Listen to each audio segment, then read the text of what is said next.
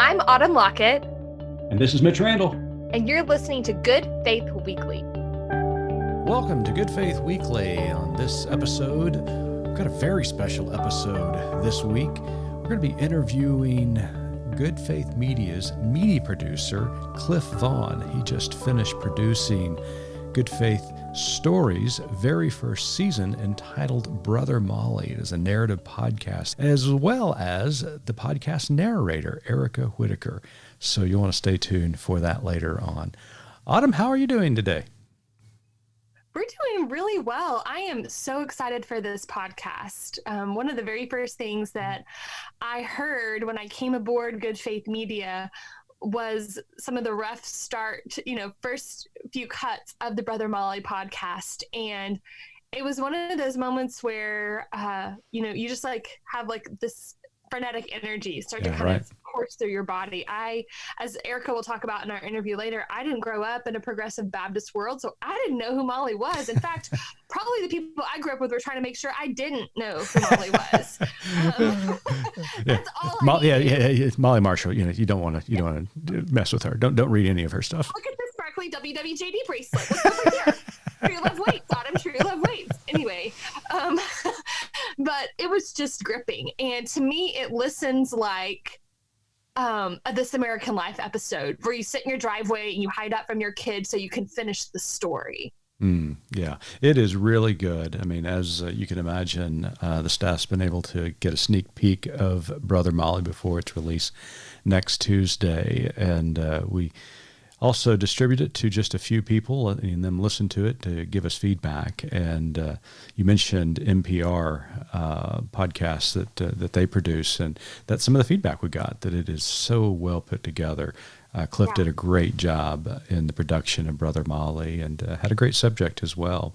Make certain that you subscribe to Good Faith Stories. The first season is entitled Brother Molly, and we're just really looking forward to its release. Talk a little bit about Good Faith Stories, because this is Good Faith Weekly. So this is kind of our moment to talk about current events and interview people who are, just at the cutting edge of what's going on in our world. So how's Good Faith Stories different than that? Yeah, well, Good Faith Weekly and Good Faith Stories are both productions of Good Faith Media, which is the company that both you and I work for. But Good Faith Weekly, as our listeners know by now, is a weekly podcast as we look at the current issues where faith and culture intersect. We also conduct interviews like we're doing today. But Good Faith Stories is going to be quite different. It is a podcast where it's going to be multiple episodes, but it's going to contain a narrative. So it's a narrative podcast. It tells a story. In this particular first season, entitled Brother Molly, it chronicles the life and career of Molly T. Marshall, who is a legend within the Baptist ecosystem. And we are already in pre-production of season 2. We're going to be traveling to Little Rock, Arkansas, and chronicling the history of Second Baptist Church in Little Rock, Arkansas, that recently voted to be a welcoming and affirming church of LGBTQ persons. But right. But what we're going to discover in that narrative is that decision was part of their historical DNA. Because after we examine that process, we're going to take listeners all the way back to the 1950s when Little Rock was facing the integration issue within their high schools. And Central High School, which is very well known throughout the country, was integrating their high school, and there was a lot of conflict around that. Well, I didn't know this, and in our pre-production interviews, we began to learn a lot of great stories about how Second Baptist Little Rock stepped in to be a voice for the Black community, but also to establish the first integrated high school in all of Arkansas. Because there was such opposition to it. So it's a great story. That's going to be season 2. And we're looking forward to telling that story as well. But this first season is about an individual, and it is 6 episodes. And we're looking forward to bringing it to you. I'm excited. I think if I had to give it a one-word summary for our listeners who are trying to decide whether or not they're going to subscribe to Good Faith Stories, I would say it is bingeable. It is bingeable. It's about 4 hours now with the prologue and epilogue attached to it. So we're looking forward to its release. We're going to be interviewing the podcast producer, Cliff Vaughn, and the narrator, Eric Whitaker, after our listeners are given a sneak peek. Yeah, we're going to let you listen to the trailer just so you have a reference before we interview Cliff and Erica. And hopefully you can get from the trailer sort of what the voice is going to be of the podcast. But there is so much more to tell. Stay tuned. I'm Reverend Erica Whitaker, a Baptist pastor in Louisville, Kentucky. Some of you probably didn't know I, as a Baptist female pastor, existed. But I do. We do. And it's nearly impossible to explain our existence without talking about a woman, a pastor, professor, president, theologian, named Molly T. Marshall. Well, I heard about Molly and knew about Molly long before I met her. She carried on, challenging a male-dominated environment. She just looked at me, with her wide eyes and said, "I think you should cast your nets wider." I was struck right away by her openness. Catholics and Baptists, wait a minute. How in the world is she so into this Benedictine stuff as a Baptist? I had never had anyone, I guess you would say, quote, in authority over me as a female. She's a resilient leader. She's tenacious. Well, I remember the first time I met you. You probably wouldn't remember this. She wanted to be a Baptist minister. Now, this is early. This is, mid-70s. I could see rascal in her. I knew she was never going to settle for the status quo. I'm the host of Brother Molly, an upcoming 6-episode documentary podcast on the life and work of theologian Molly T. Marshall. The Brother Molly podcast is a story, one of achievement and loss, of accusation and forgiveness, of religion and politics. Here's Molly. Once again, I had to ask, do I believe the gospel? Do I believe in forgiveness? Do I believe Jesus' capacity to restore? Do I have in me that possibility? Learn more at brothermolly.com. Welcome back to Good Faith Weekly, and this week we have the privilege of interviewing 2 very special guests that are close to our heart.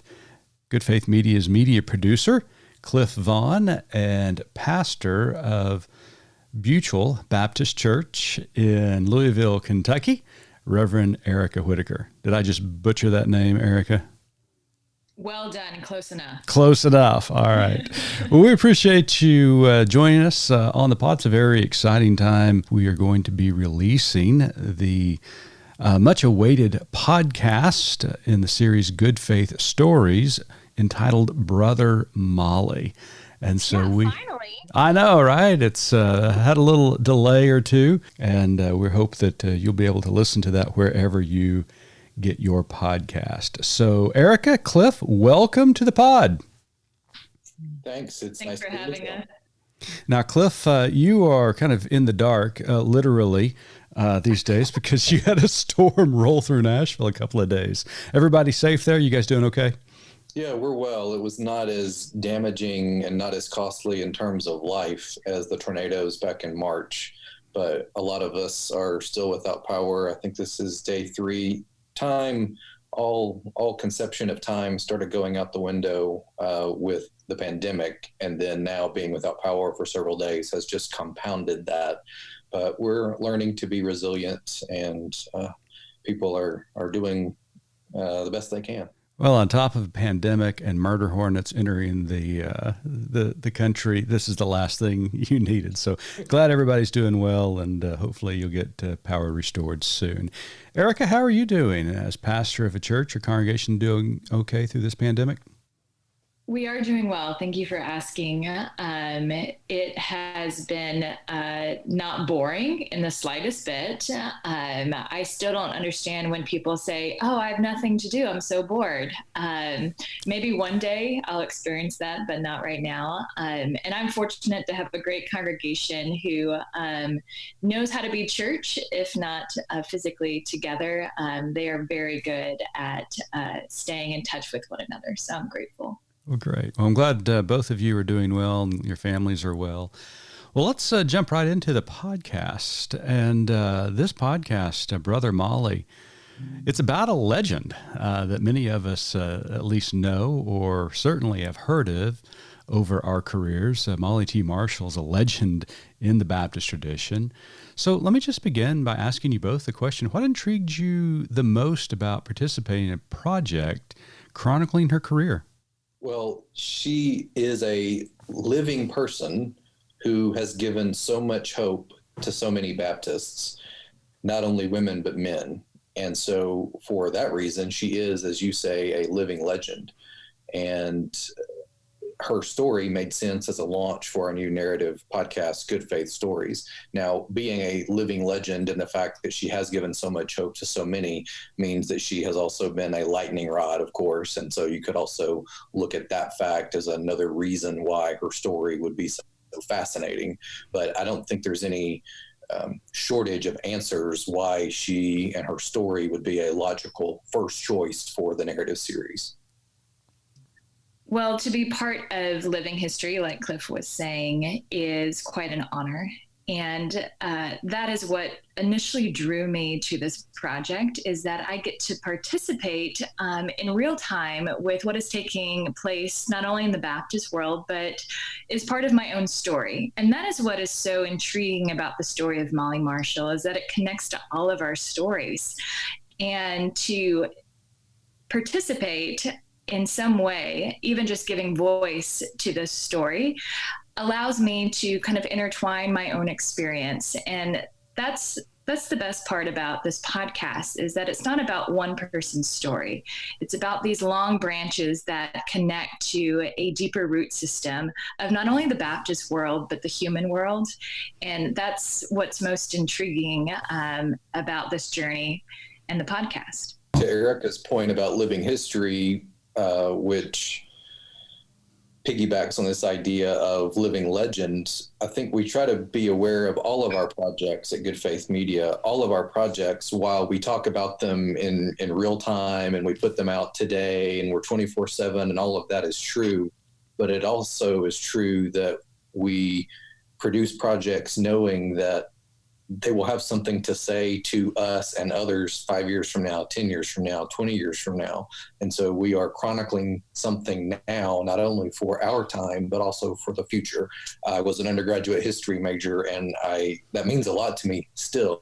And I think it's important that we consider what we're doing now for the future. Very well said.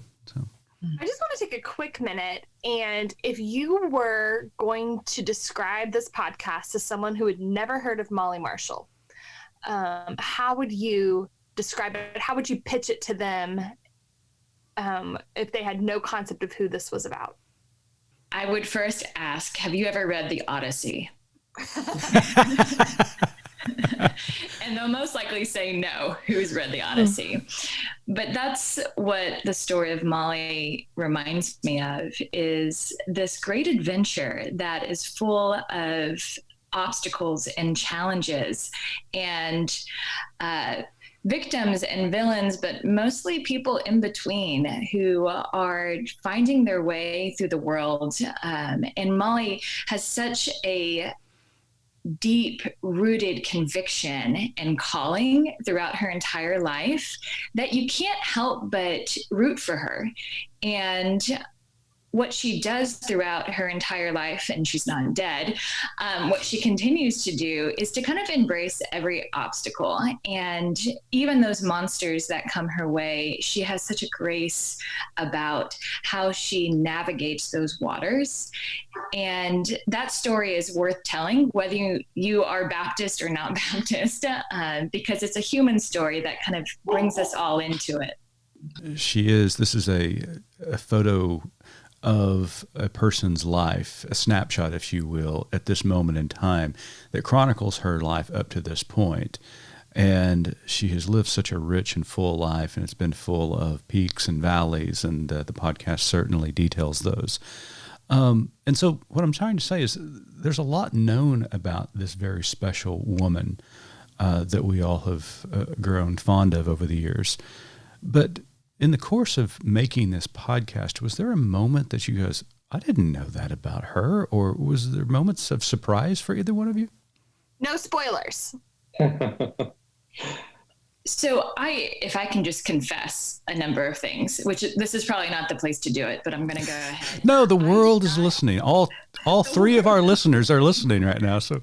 Oh my goodness. I'm so glad. I love my current position. I did not know a lot about Molly in general. Right. I grew up fundamental Baptist. And so the kind of Southern Baptists, I know, high five, Autumn, world was very foreign to me until we moved to Texas. And so Molly Marshall, the story of her was something very new to me, even though I've kind of ran into her in several different spheres and embarrassed myself thoroughly in front of her many times.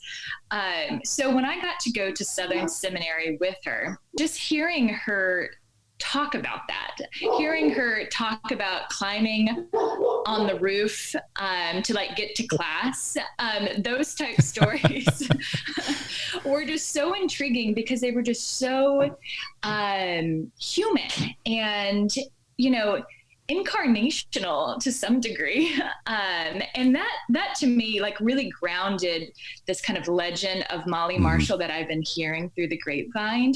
Is just her kind of walking through the hallways of her own history. And it was really in that moment, I was like, I'm part of something incredible. Wow. Yeah. There were plenty of facts and factoids and incidents I learned about that I never knew. And I think as people listen to the podcast, they'll hear some things that they already knew, and I hope and believe lots of things they did not. I will say that probably the older I get, the less I'm surprised by things. And maybe that's a common answer people give as they age, but I want to be clear that I'm not jaded.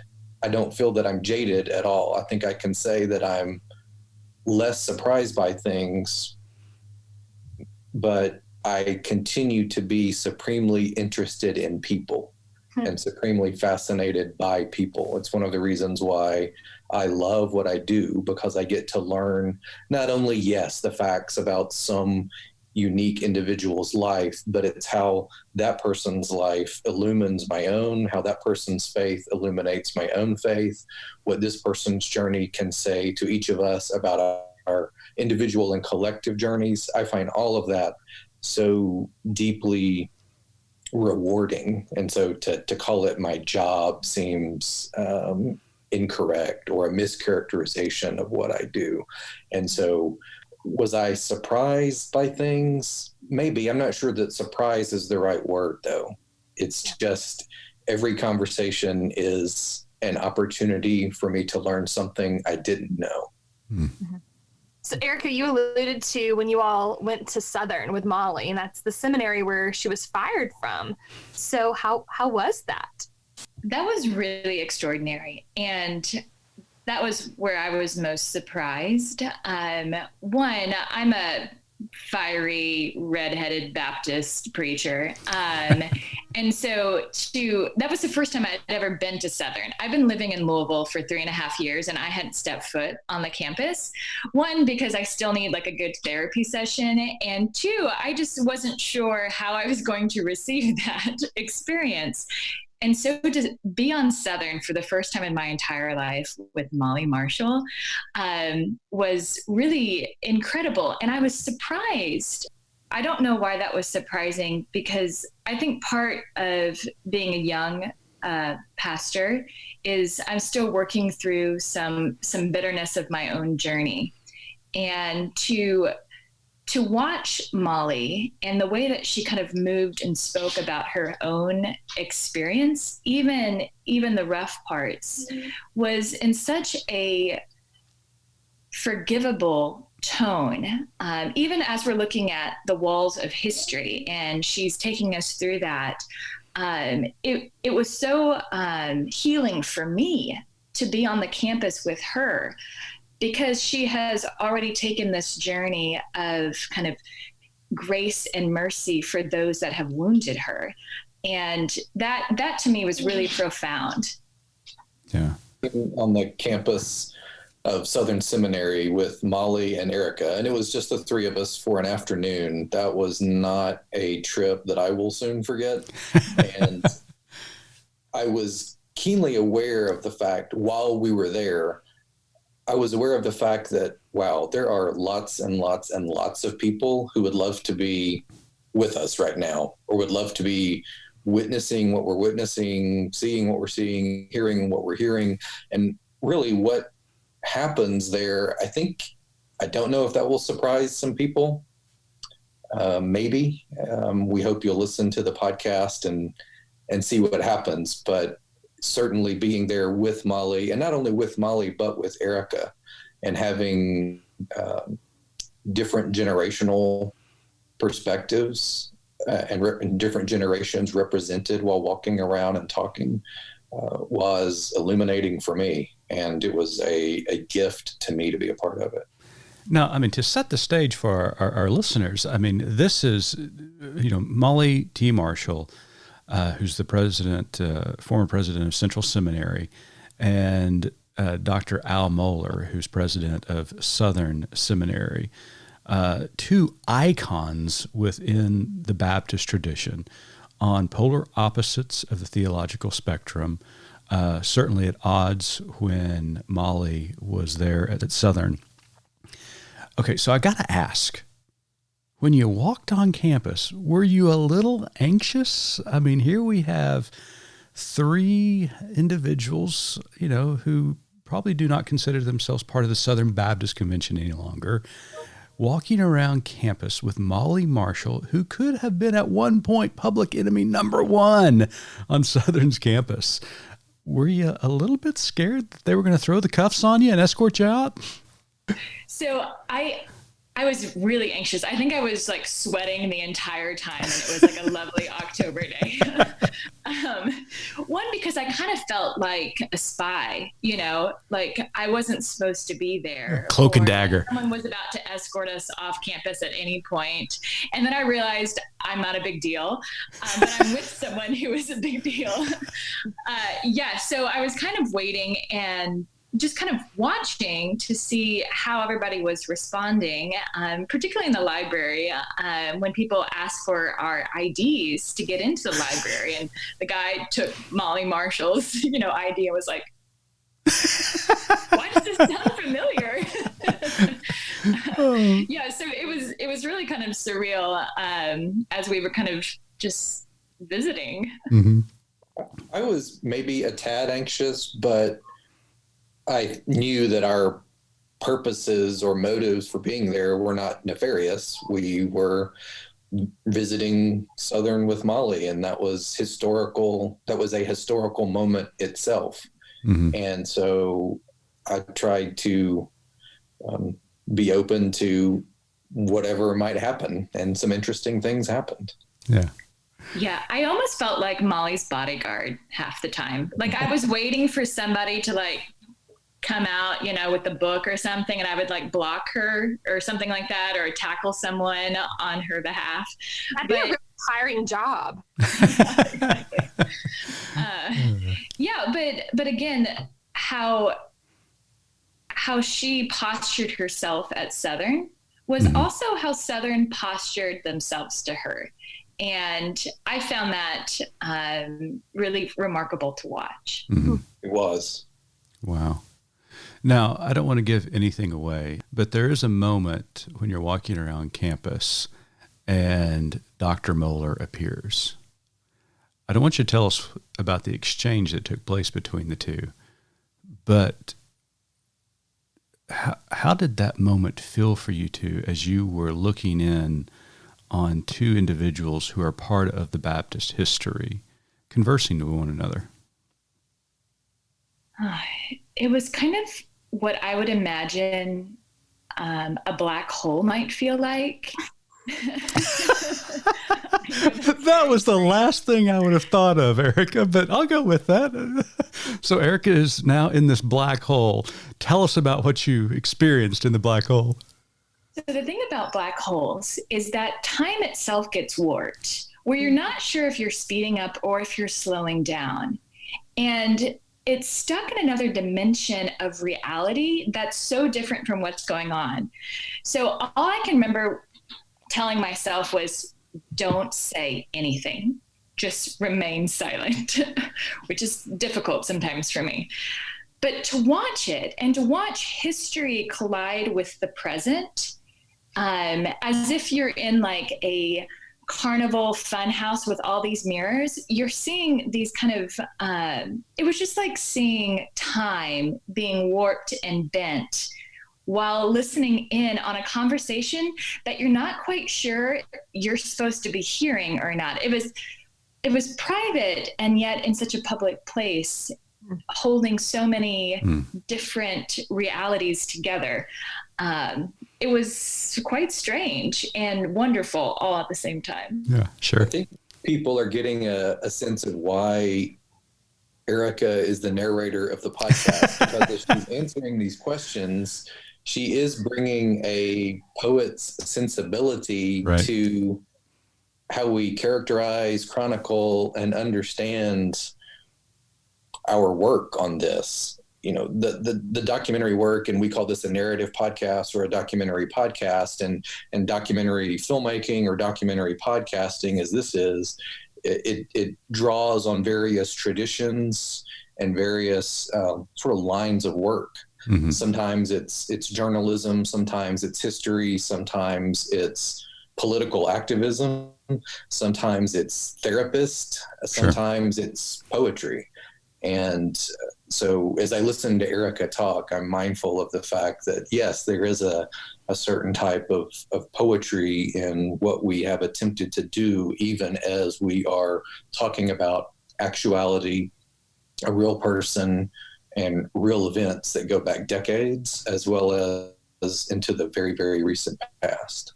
And back to Southern, yes. There were times when I just sat there, observed, absolutely kept my mouth shut.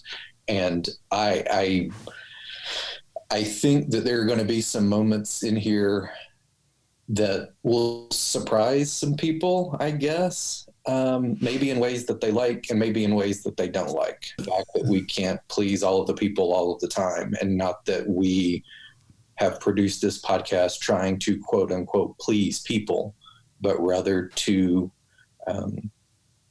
provide some treatment of actuality, as well as being aware of the fact that this is an actuality and a real life that is about faith. Mm-hmm. And that faith includes Molly Marshall's faith. It includes Al Mohler's faith. It includes lots of people's faith. And so it is, as I said earlier, supremely interesting to me to see this play out and to have a hand in trying to document it and chronicle it.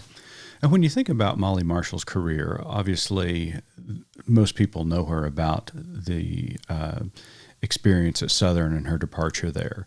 But the one thing I appreciate about this podcast is that it is chronicling her entire life. And there are moments of really private, authentic, genuine conversations that she has with you, Cliff, and Erica about her life.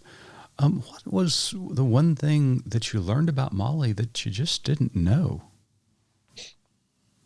Well, I will start off by saying one of my pet peeves is when people refer to a book or a film as the definitive this or that, or they talk about something as if it contains all there is to know, or it's the whole story.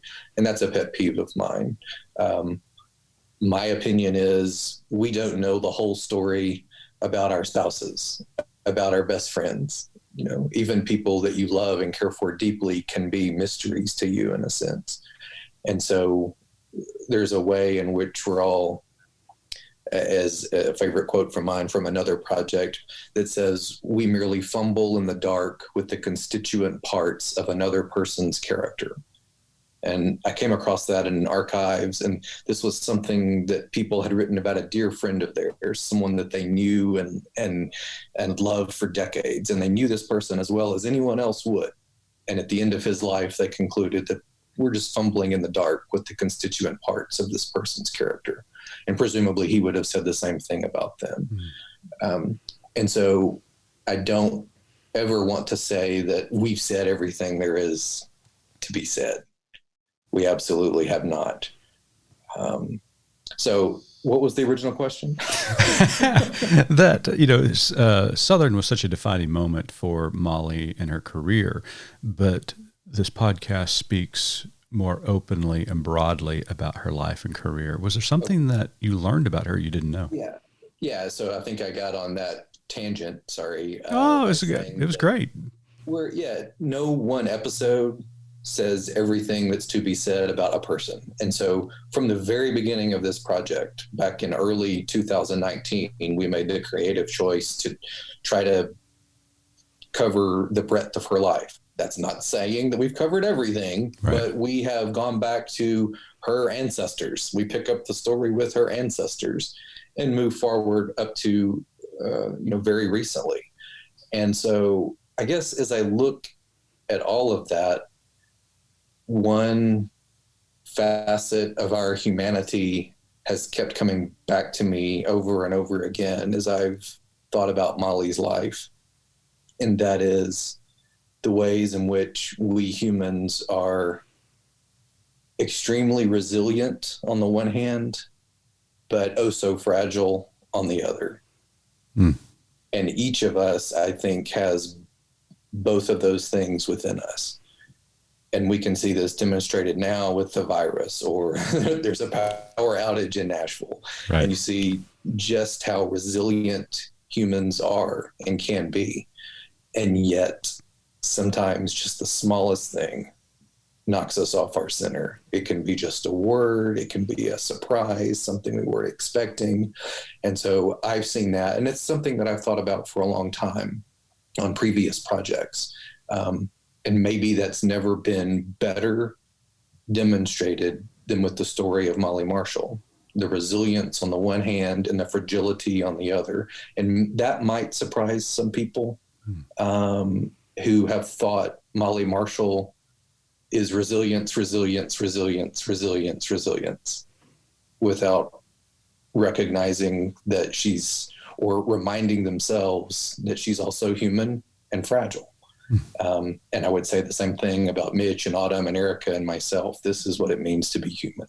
Yeah, very well said. Very well done. Mitch, can you remind me of the original question? Well, let me rephrase it a little bit for you, Erica, because, I mean, obviously you're a strong female leader who's a pastor in Louisville, Kentucky.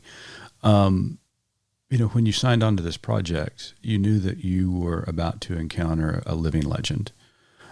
Spending time with her, what did you learn from her that maybe you didn't know, or was there something that was inspirational to you or that you valued more than anything else? She's going to hate me for what I'm about to say. Mark this. Growing old takes courage. And that is a lesson that I learn not only as a pastor working with older, seasoned human beings, but what I have found incredibly valuable about being part of this podcast with Molly is that, the courage in which it takes to fall and fail and then get back up again, even if sometimes that's self-inflicted or inflicted by ones you never imagined would hurt you so much, or by people that you continue to love even in the midst of that, I think takes an immense amount of courage. And the first episode is really more about her childhood, and watching what Cliff would define as resiliency, I think began with Molly from a very early age. And that to me is something I will carry with me as I grow old, because we all do. But that's something that I think younger people who are full of confidence, strong-willed women, such as myself, need to remember is that courage is not the presence of strength, but the willingness to embrace your own weakness. And I think growing old is a testimony to that. And to do that, as Molly has done, although she's not that old, I think still speaks to the courage in which I have found that she even surprises herself with. Very well said.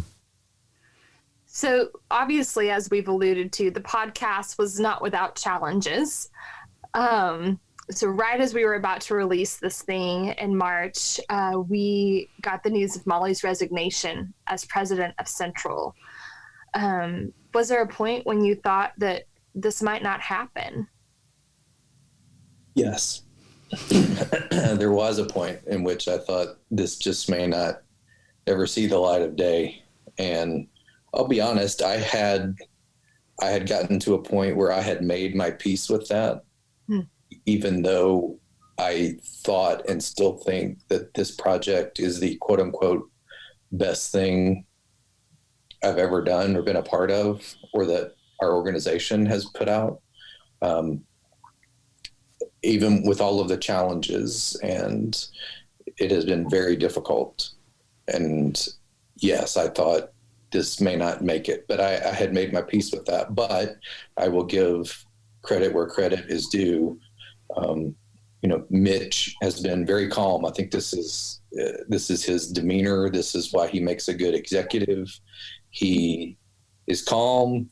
He gathers information, and I think sets a good example, and tried to, as we all have, tried to. I don't think salvage is maybe the right word, but tried to see that there is an opportunity here.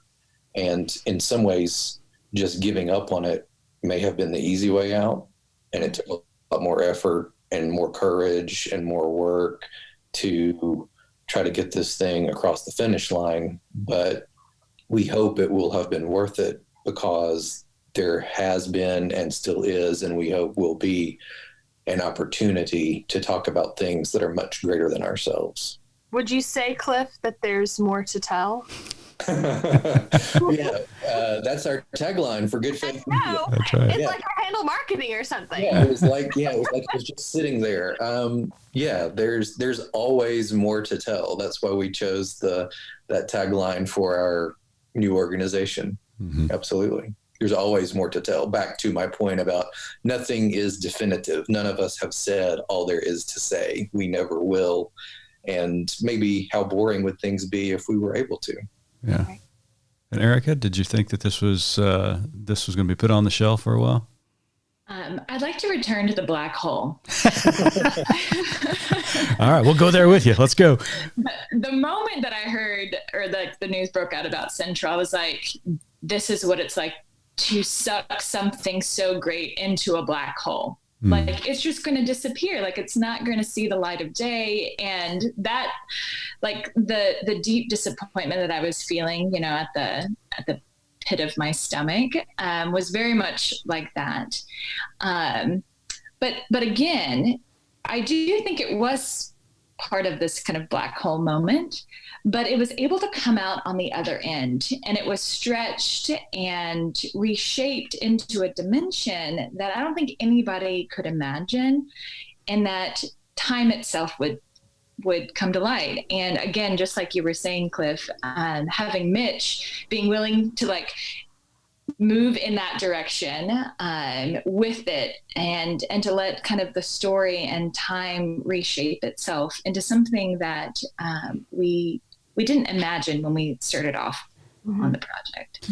Yeah, and I think to pick up on that, I think there might be a sense, and I think I speak for all of us on this, correct me if I'm wrong, but I think some people, knowing that Molly has resigned from Central and there's an epilogue to the podcast now, and for some people they'll say, well, now this humanizes Molly, and maybe we have a better quote unquote better story somehow. I want to be very clear that I would never ever wish heartbreak or pain on anyone or any group for the sake of having a better story. Like, that is not the kind of storyteller I want to be. That's not the kind of person I hope I am. But certainly, back to Erica's comment, it really did go into this black hole and come out the other side. I don't know. I'm sorry, I'm not a physicist, so I can't explain it. But it has done that. And I will also say this, from my point of view, the original 6 episodes already humanized Molly, maybe in ways that will surprise people. I don't know. People may listen to it and think otherwise, but from my point of view, the original 6 episodes had already humanized her. Yes, she is a living legend, but it was already exploring some ways in which she had to ask herself what she really believed about some people, about some things, about some places, and to explore that with her and with others. That's a type of a quote unquote emotional archaeology. Maybe that's a nod to Fred Rogers, someone, Mr. Rogers, who I watched growing up, but the ways in which we try to get at the roots of things that matter. That's why I love what I do. That's why I think this project is important. That's why I think Molly Marshall still has something to share with all of the rest of us. That's why Erica's the perfect choice for the narrator. That's why Mitch is executive producing this thing, is we have an opportunity to ask ourselves, what do we really believe about things we say are important to us?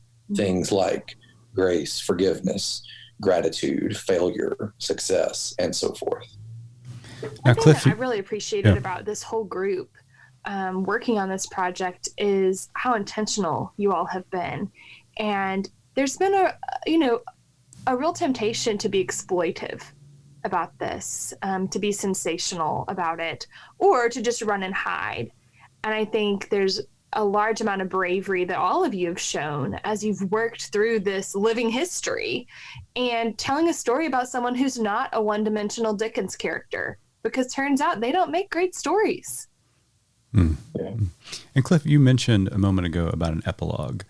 So once the decision was made by Good Faith Media to proceed with the potential release of the podcast, how did you decide to handle Molly's resignation and making that part of the story? And it's just, again, it's part of this challenge of chronicling a person's life and telling a story who's continuing to live and make history day by day.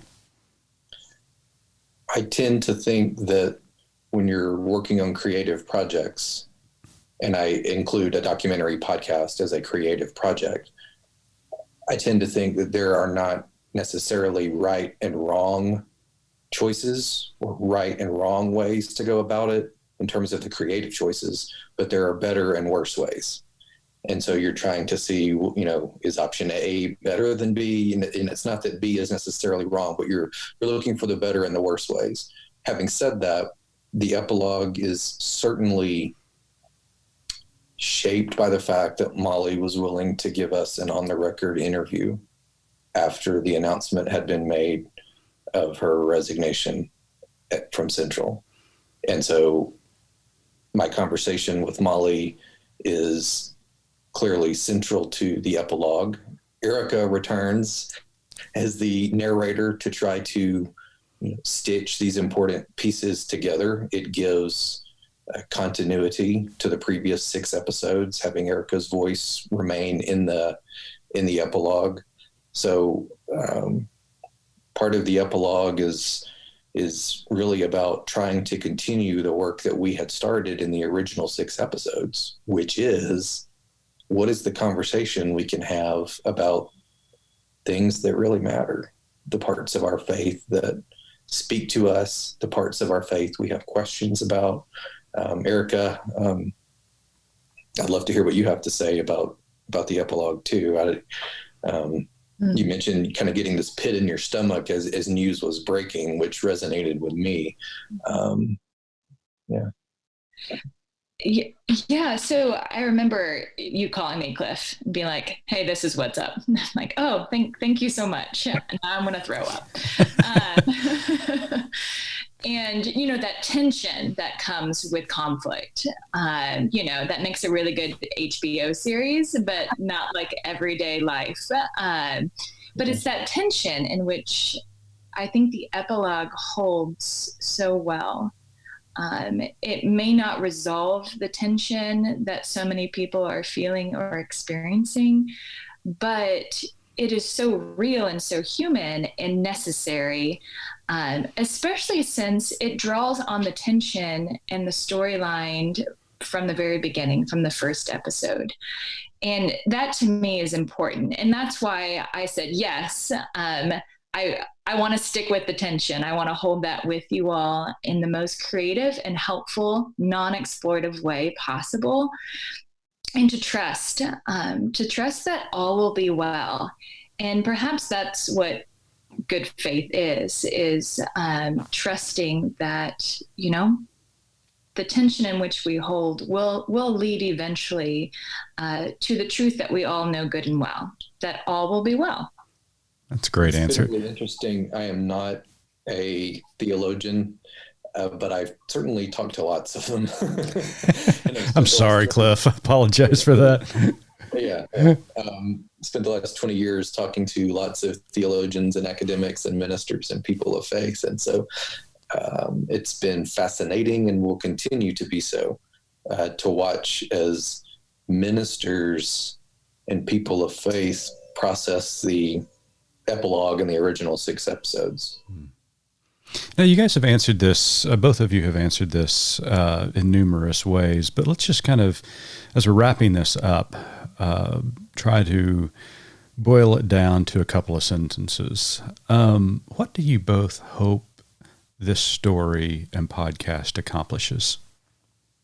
I hope it does for other people what it does for me, which is prompt lots of questions about my own faith and how I treat other people and the way in which everything I do is informed by the love ethic of Jesus. So back to your question earlier, Autumn, my more to tell is one word. I hesitate to say it because it's become too saccharine or Pollyanna-ish for too many people, I think. And that word is love. It is shot through, or our faith is shot through. Wow, that's not a good metaphor for faith, but our faith is, love is at the core of it. Love of God and love of neighbor, love for enemies, for crying out loud. And I don't consider myself to be a person who has enemies, but each of us, I'm sure we all have people that don't like us for one reason or another. And so love is always in the back of my mind for how I behave. And it's not a saccharine kind of, It's not a hippie-ish kind of kumbaya love at all. To me, it's the greatest, most powerful thing in the world. And it's what motivates us to do the good and often difficult work. Good things are costly. Good things are costly. They're difficult. They cost you something. And maybe we have a culture that tries to minimize cost, whereas our faith maybe tries to teach us that cost is inevitable. It's inevitable. And so accept it without despairing and understand that for the price of something, you can have something good and meaningful. Erica? That was really, really lovely, Cliff. I feel that every good story is a mirror to our own soul. And when people listen to this, I hope they peer into the mirror and see their own reflection in a way that they may not have ever imagined. This is why we keep telling stories, because it's not some narcissistic approach to ego or superego, but it's a reminder of our own, not only humanity, but our own pain, our own suffering, and just like Cliff said, our own need for love. And it is in those like painful moments throughout her own story that we get to experience love in a deeper way that brings us back to our own story and reflects something that we may not have seen within ourselves, whether that's courage, whether that's grace, whether that is love itself. And I hope when people listen to this, they are willing to peer deeply into that mirror and see themselves in a different light, in a different dimension. Well, thank you both for joining us. You have answered this question time and time again, but Autumn usually asks a final question of our interviewees. But we're going to see what you come up with in this last question. So, Autumn, take it away. Yeah, as we've mentioned, our motto at Good Faith Media is there's more to tell. So as you look at an audience of folks who are about to experience this beautiful podcast that you all have created, through that lens, what is your more to tell? My more to tell goes back to love. I believe in not complicating the simple. My human tendency is to complicate the simple because that leads me away from the ethic of love. And if I profess to be a Christian, why would I do that? I have to stay focused. And so God is love. My more to tell is love. Just to kind of piggyback on what Cliff was saying about love, for me, my more to tell is to trust. And trusting requires a willingness to hold everything lightly, even at times to let it go and to trust somebody else with that story. And that's one of the most courageous things that we do when it comes to love, is that we trust somebody else with our own humanity. And this is a reminder of that, is that we are all called to love and to trust one another with our own humanity as God trusts us. And if we can all remember that, in my opinion, everything would be well. Well, that's a great way to wrap this up. But I'm going to add an addendum question to this. Because all of us, including myself as a former pastor, we often talk about how this is going to be influential within culture and what we hope people learn from it. Both of you have been through a very poignant time putting this podcast together. Now that it's coming to its conclusion, has this changed you? And if so, how has it changed you? I'll start if that's okay, Cliff. There's just there's a posture of my heart that has changed since that moment I stepped on Southern campus with Molly back in the fall. And I used to think that it was most important to take a position, to know where I stood, which was often against instead of with. And what I will forever remember is that holding a posture of humility is always embracing God's grace in anyone that we encounter. And so my mantra is a little bit different now, is how can I hold a posture instead of a position as I make my way through life? I would say one word was resonating with me as Erica was talking. I can generally say that every project I work on changes me. If it doesn't, I'm not paying attention. But the word that Erica used that really resonated with me was the word humility. And if we think we know everything, we're not paying attention. We have to, as Verica said a moment ago, and as Molly herself says at one point in the podcast, hold things lightly. This doesn't mean we don't. I think when you hold things lightly, you're taking them seriously. Back to my comments earlier about resilience and fragility.